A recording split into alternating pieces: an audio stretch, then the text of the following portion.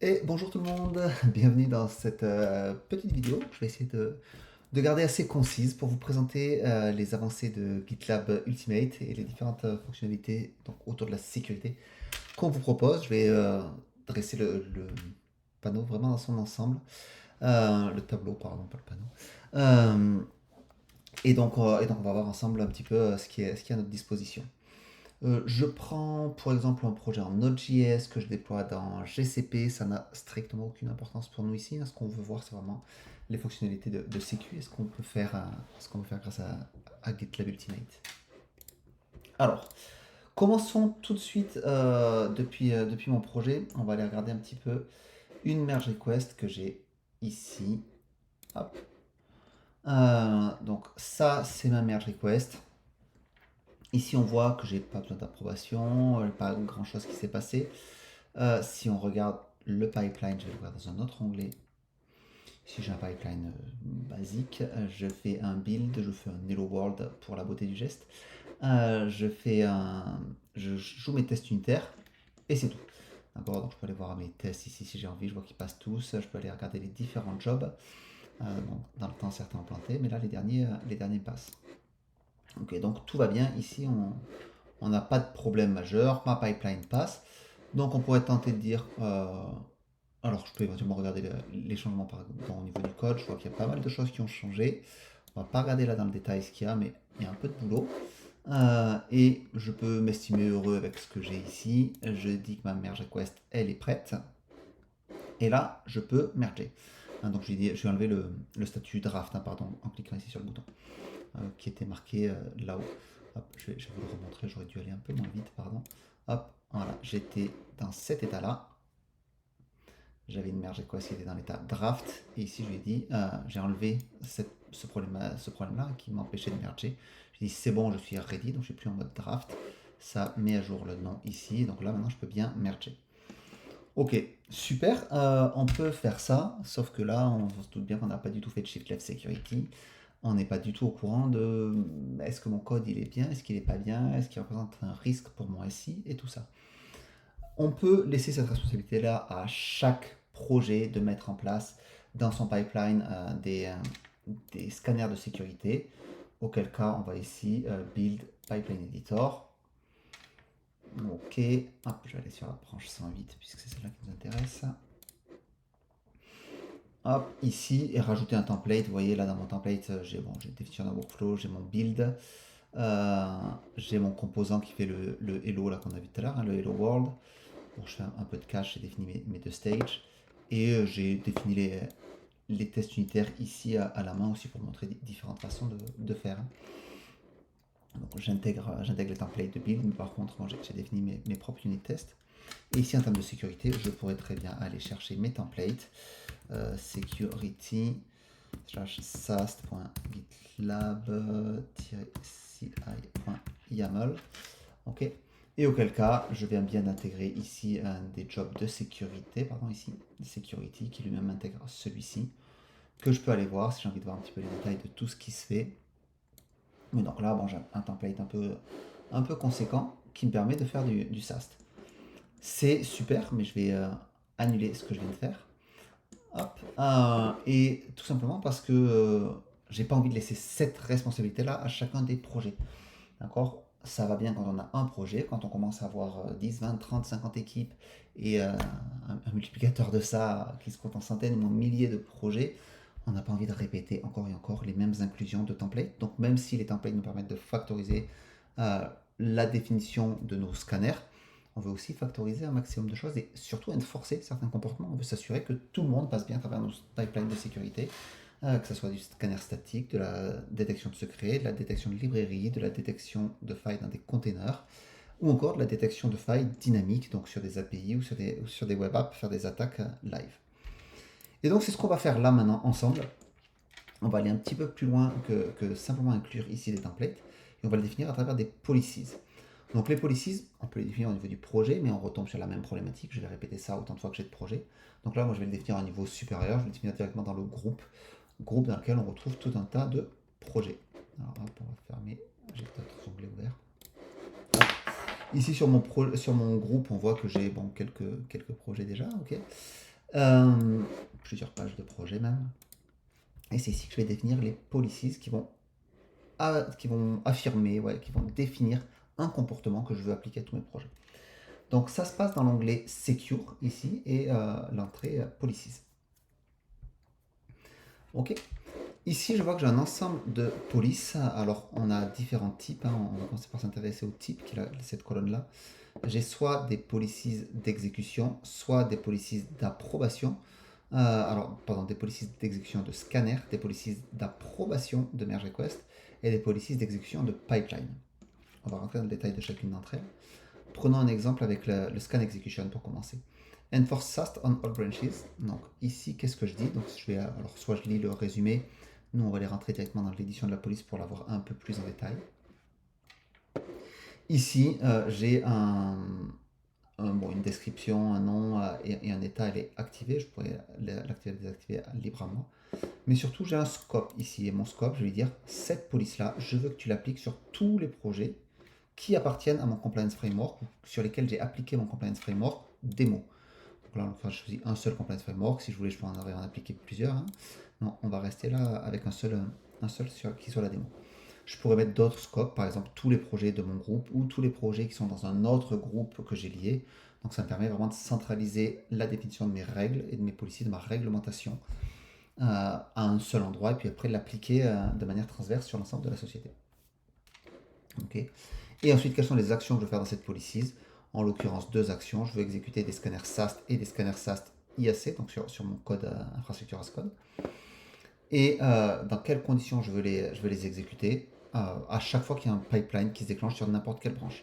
Ici, on peut aller dans du détail. Je peux sélectionner certains types de branches, seulement ma main branche, seulement mes branches protégées, ou m'exécuter selon un calendrier précis.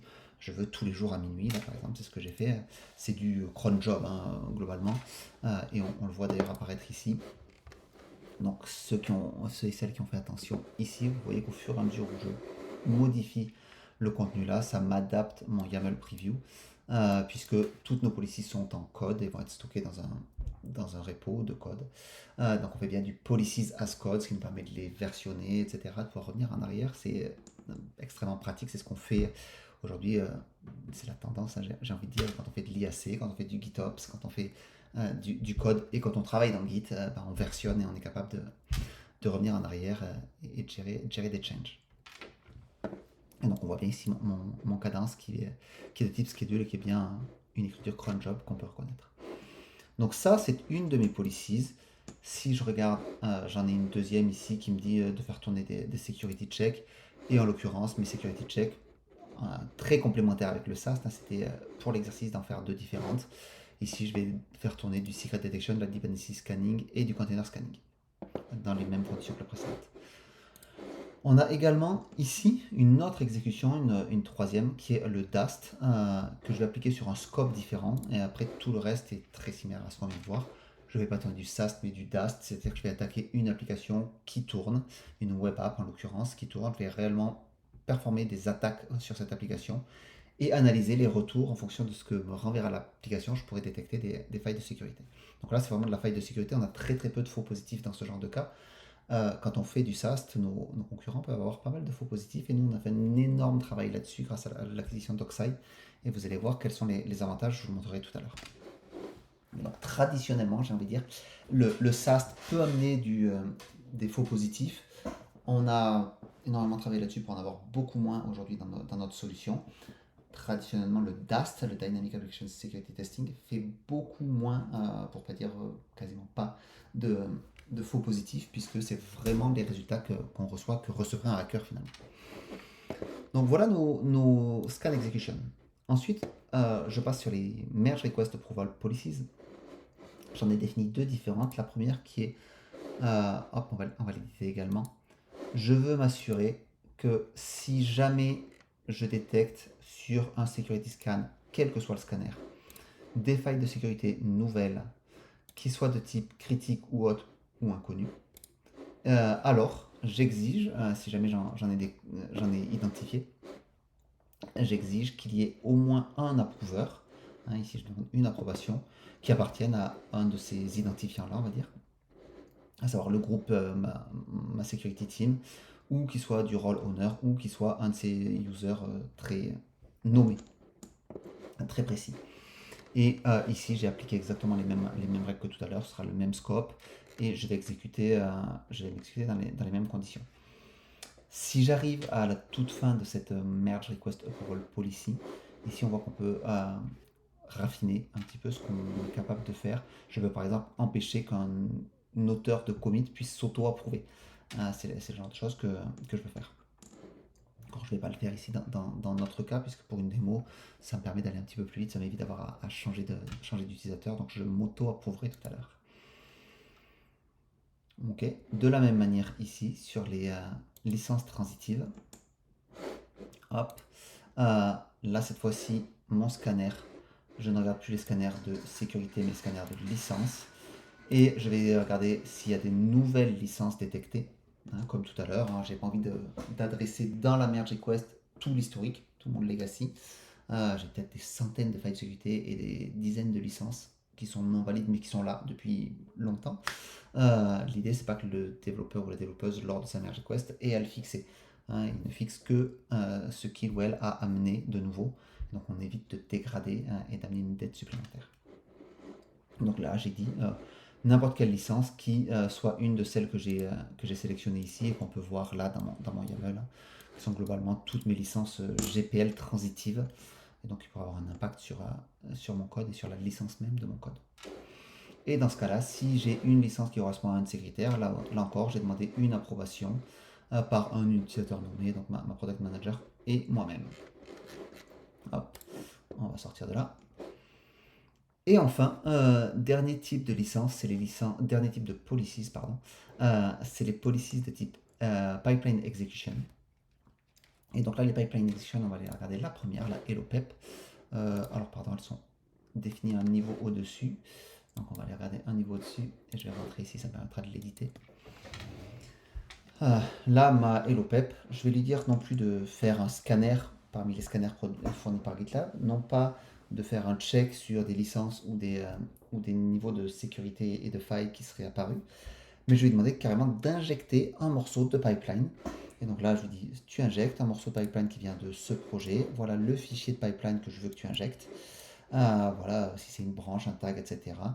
Et si jamais il y a un conflit sur le nom d'un job, parce qu'il y a déjà un job qui existe, alors je veux que tu me le renommes et que tu m'amènes un suffixe. Ok. Donc ça, c'est une façon d'injecter automatiquement un morceau de pipeline, donc commun à tous mes projets. Là, je l'ai appliqué sur le Compliance Framework Test, hein, qui est un peu différent du démo qu'on a vu tout à l'heure. On pourrait très bien utiliser ce genre d'injection. Vous faites partie de l'avionique, vous travaillez dans l'avionique, vous devez respecter les règles DO 278. Ben, vous allez définir un pipeline qui vous permet de valider que votre code respecte bien les règles DO 278. Et vous allez appliquer ce pipeline-là de manière transverse sur tous vos projets qui doivent avoir la certification DO 278. Et de la même manière, vous feriez avec du GDPR, avec du NIS 2, les nouvelles normes de sécurité qui arrivent en Europe et en France. Donc voilà, vous pouvez vraiment décliner à loisir, j'ai envie de dire. On peut également utiliser ces policies-là pour injecter par exemple un moyen de contrôler ce qui se passe et d'extraire des données relatives à mon projet, relatives à mes pipelines et des choses comme ça que j'ai envie moi d'extraire vers un Elasticsearch par exemple. Je pourrais avoir ici un bout de pipeline qui dans son script va récupérer les données qui m'intéressent, puis faire un export via un appel d'API ou que sais-je, ou même copier un fichier sur un blob S3. Donc voilà, libre à moi de manipuler ces policies-là et d'en faire ce qui correspond à mon besoin. D'accord. Donc on a vraiment une liberté totale et on peut appliquer de manière très transverse sur différents types de projets. Ok, donc ça c'était de l'injection. On peut être beaucoup plus agressif, j'ai envie de dire, beaucoup plus restrictif, et donc on verra que c'est sur un scope un petit peu différent que je l'applique ici, pour éviter de tout mélanger. Ici, je suis non plus en inject, mais en override.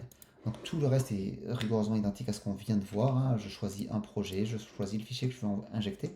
Sauf que là, ce fichier-là va totalement écraser les pipelines définis par mes projets qui feront partie de mon framework de compliance override. Donc, dès que j'appliquerai ce label-là sur un projet, automatiquement, ils perdront le bénéfice de leur pipeline et il y aura seulement mon pipeline qui s'exécutera. Donc, ça, si on a des contraintes très très fortes qu'on veut appliquer sur des projets, ça peut aussi être une approche. Ça devient très restrictif et ça peut être frustrant aussi pour les équipes qui n'ont plus du tout la main sur leur pipeline. Donc, à manipuler avec précaution en fonction de vos contraintes à vous. Ok.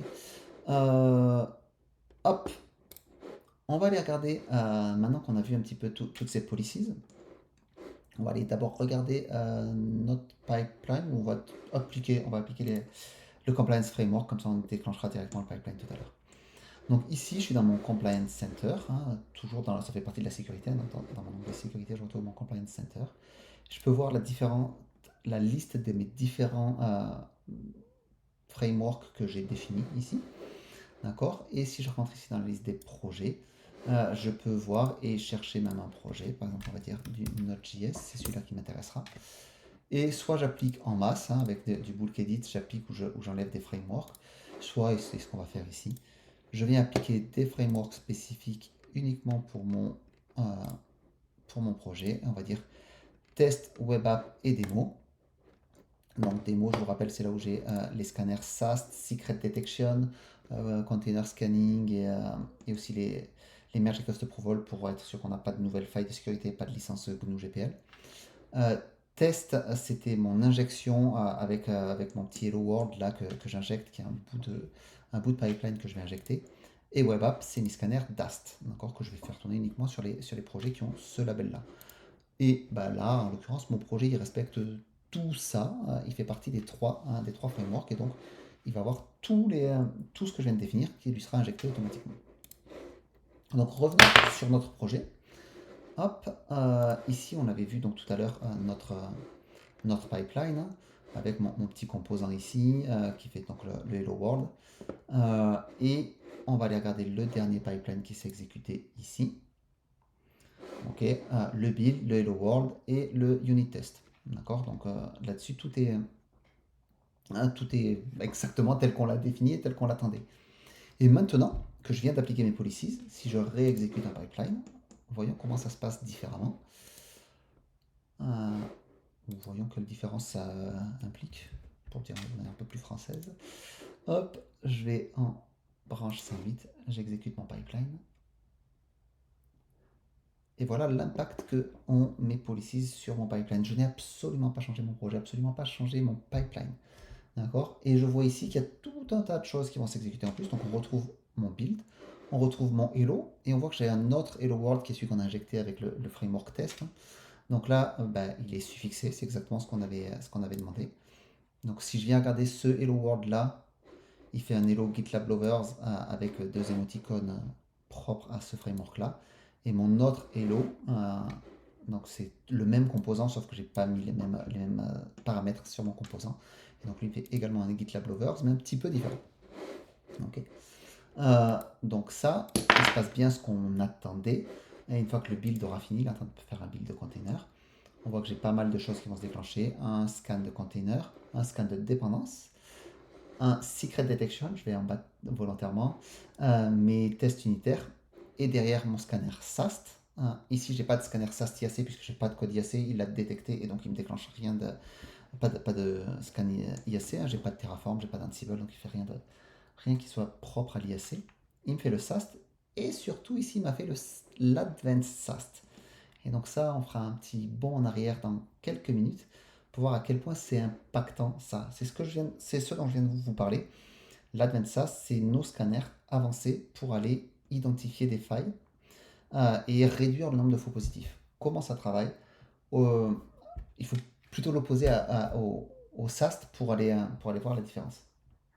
Quand je fais du SAST de manière classique, on va analyser globalement, schématiquement, on va analyser ligne par ligne et dire cette ligne-là, je suis en train de faire une injection, enfin, elle pourrait être utilisée pour faire une injection SQL. Cette ligne-là, elle pourrait être utilisée pour faire X, Y, Z, peu importe, elle pourrait être utilisée pour faire des choses négatives. L'Advanced SaaS ne va pas du tout avoir ce regard-là, il va construire un graphe des parcours qui sont possibles dans votre application. Et c'est pour ça qu'il est un petit peu plus long quand même que le SaaS classique.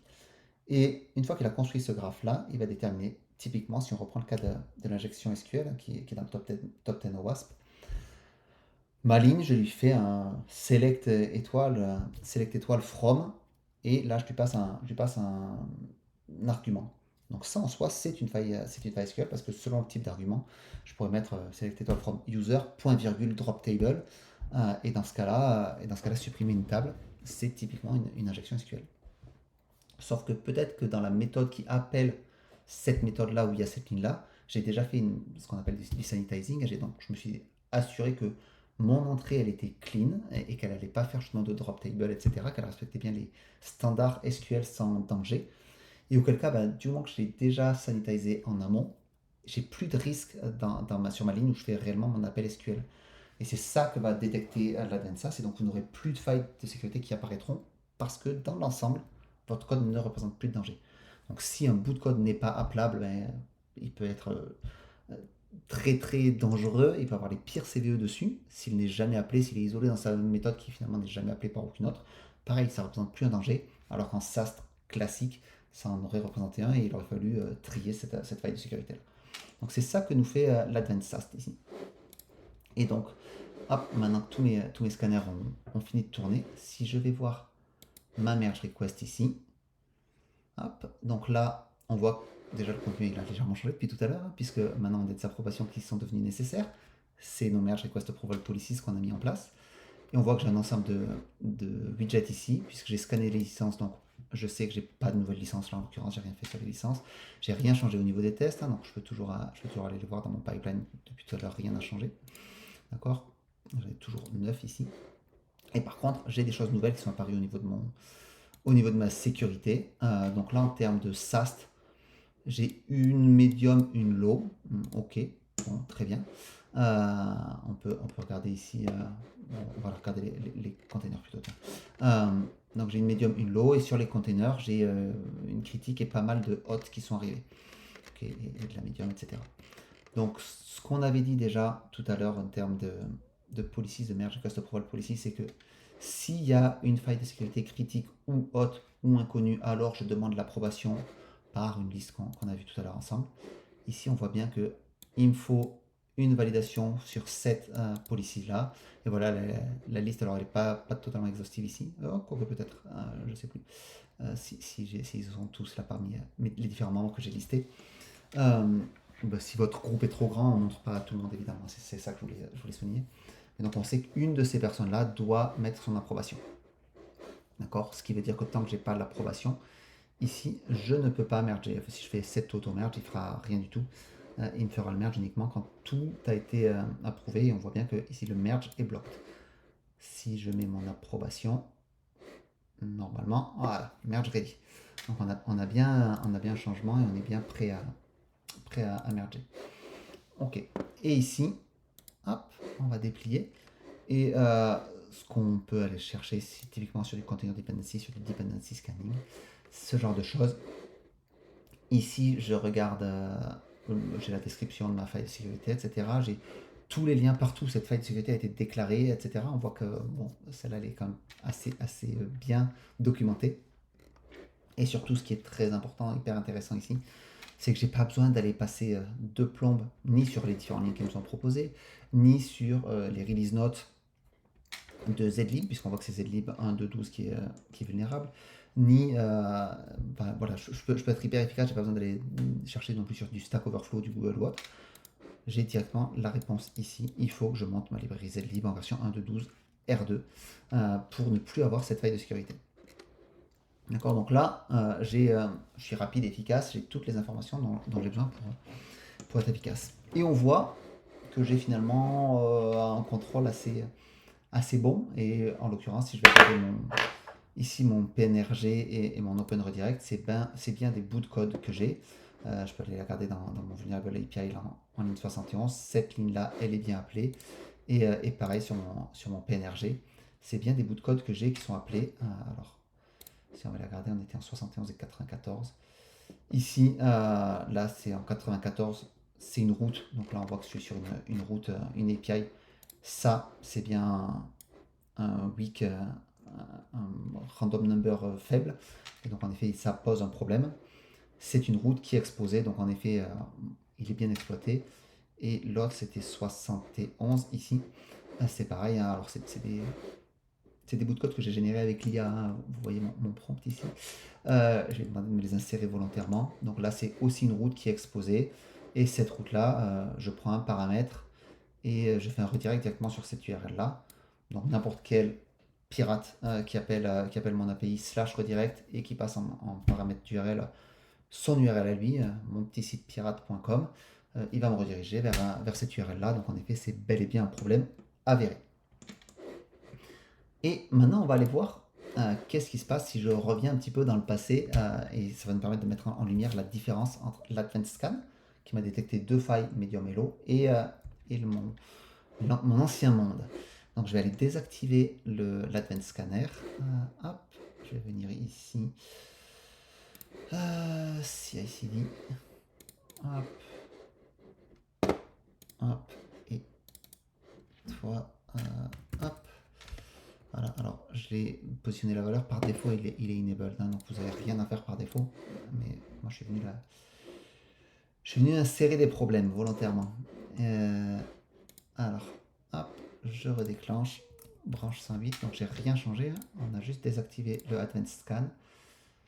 Je le déclenche à nouveau, on va voir que mon pipeline il a changé à un iota près.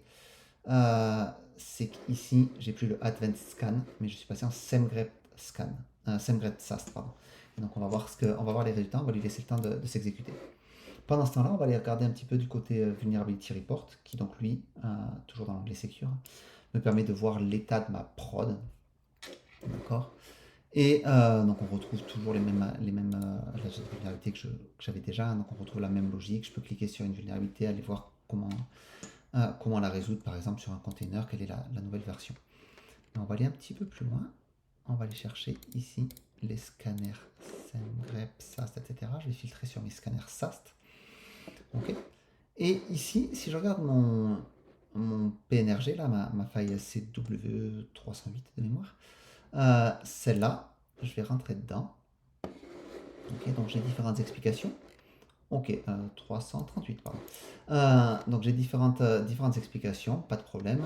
Je vois que ça fait aussi partie du top 10 WASP. Et ici, je vais pouvoir demander à l'IA de venir m'expliquer cette vulnérabilité-là. Donc là, hop, il est en train de me générer une explication. C'était la pseudo random number generator qu'on a vu. C'est pour ça que je la prends celle-là, puisqu'on avait le bout de code tout à l'heure aussi qu'on a vu. Et donc là, il m'explique comment elle marche, cette vulnérabilité. Ok, qu'est-ce que c'est, pourquoi elle est vulnérable, comment on pourrait l'exploiter. Donc en définissant un random number et un predicted number. Ok, je peux obtenir, je peux savoir qu'est-ce qui va être généré. Et ici, voilà comment je pourrais la fixer, en l'occurrence en utilisant ces instructions-là. Voilà, on ne va pas rentrer dans le détail un peu plus loin. Ok. Donc ça, c'est une solution. Je peux la copier, la coller, et en effet, j'aurai plus de problème. J'utilise la librairie crypto. Hein, c'est ça que je cherchais tout à l'heure. Je peux utiliser la librairie crypto qui me générera du random number. Je prends ça, je le mets dans mon API. C'est super. Mais ça me va bien en tant que développeur. Maintenant, tout le monde n'est pas développeur, tout le monde ne maîtrise pas ce code. Éventuellement, c'est un code qui est legacy, que même les développeurs ne comprennent pas trop. Ou sinon, c'est mon équipe sécurité qui est en train d'analyser les failles que j'ai en prod. Et j'ai envie d'aller beaucoup plus vite.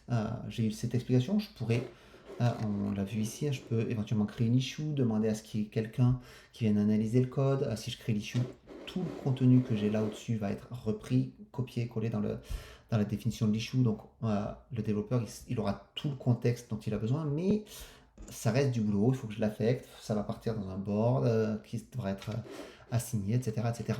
Je peux aller beaucoup, beaucoup plus vite et demander ici à l'IA de résoudre pour moi directement ce problème-là. Et donc ici, l'IA, qu'est-ce qu'elle va faire? Elle va générer une branche pour moi qui va correspondre au code qu'on a vu là tout à l'heure.